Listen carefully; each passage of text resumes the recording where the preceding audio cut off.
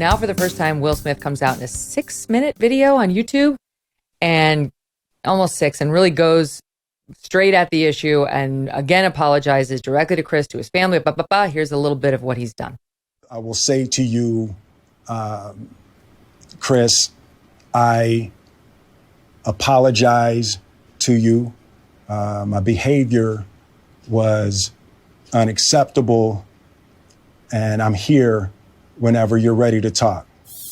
I spent the last 3 months replaying and understanding the nuances and the complexities of what happened in that moment. Jada had nothing to do with it.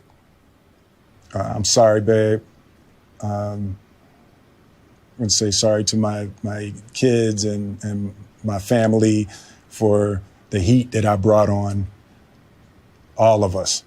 Disappointing people is my central trauma. I hate when I let people down. So it hurts. It hurts me psychologically and emotionally to know I didn't live up to people's image and impression of me.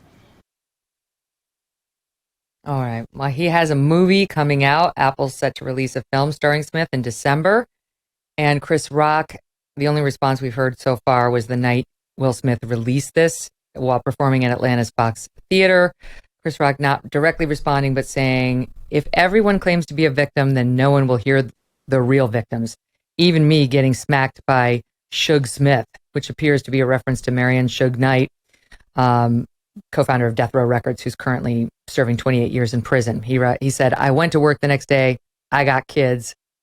Period. Seems to be trying to say, I'm not a victim. I'm not going to spend time on this. I'm moving on. And it doesn't sound like it's full of forgiveness. But what's happening here? Why do we get yet another apology from Will Smith? I don't know. You know, I would love to really examine Will Smith's psyche, because there seems to be so much going on inside his head, and he seems so sort of tortured in so many ways that you don't think a guy who seemingly has it all should feel. I watched a lot of it, and, you know, he did start off at the beginning of it announcing that he was human and humans make mistakes. I never like that. I never like when somebody does something wrong and then announces I'm just human, because I'm a human. My kids are humans. You're human. Everyone is human. You know, Mother Teresa's human and Charles Manson's human. You know, like it's kind of letting yourself off the hook when you do the everyone makes mistakes and I'm human. We're human. We would never walk onto the stage and assault somebody that way. So stop lumping us in with your humanity. But he just seems so haunted in a weird way. I mean, haunted is probably the wrong term, but I just mean it's like he has demons.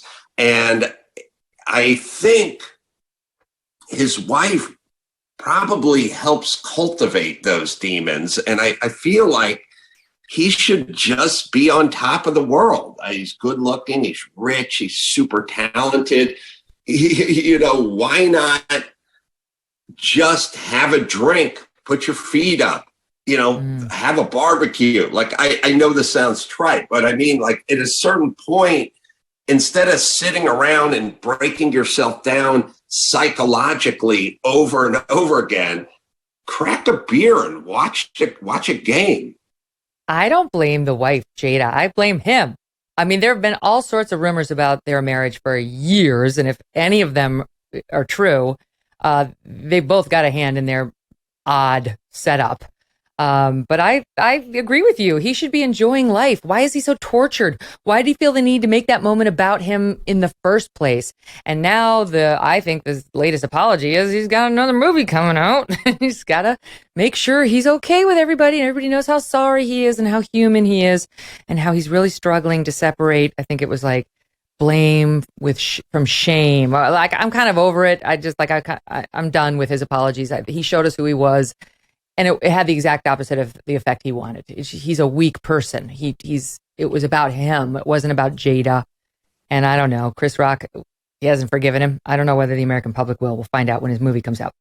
As everyone starts to go back to school over the next few weeks, do good by helping feed kids who are facing hunger and food insecurity. Our partner, Good Ranchers, is on a mission to donate 100,000 high-quality meals to young children who often go unfed or who are malnourished from poor access to nutritious food. You can join this campaign by ordering a box of 100% American meat. Every single order contributes meals to the cause and makes a huge difference in the lives of these children. Good Ranchers is an award-winning food delivery service that brings 100% American meat and seafood right to your door. They source the best of American farms so that you can get the highest quality food possible and trust what you're feeding your family every time. Go to goodranchers.com/Megyn to join the movement today. You're going to get $30 off your order, free shipping, and donate food to kids in need. Giving back never felt or tasted so good. Let's help them hit and pass that goal of 100,000 meals donated. Go to goodranchers.com/Megyn or use my code MEGYN. Change the future one meal at a time with Good Ranchers. goodranchers.com/MEGYN. Hey, thanks so much for watching. If you like what you just saw, hit the subscribe button for more clips and full episodes.